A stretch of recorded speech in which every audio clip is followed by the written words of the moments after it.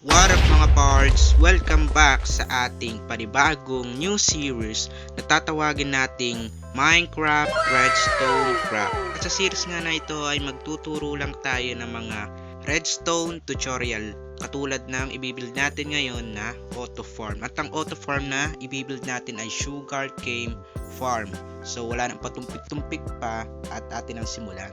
So ang una nga pala natin gagawin, maglalagay tayo ng stone bricks dito. Paglalagay naman, kailangan natin maglagay ng 5 stone bricks. So 1, 2, 3, 4, 5. At dito naman maglalagay tayo ng tubig.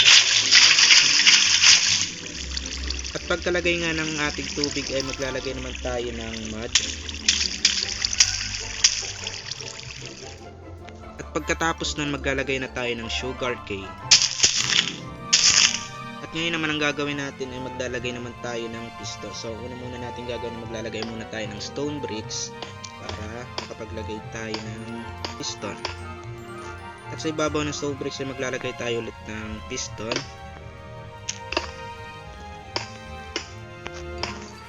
At sa ibabaw ng piston ay maglalagay naman tayo ng observer. At siguraduhin nyo lang na nakaharap sa harapan yung observer nyo, yung mukha niya. Yung parang ganyan. At sa likuran naman ng observer ay maglalagay tayo ng redstone.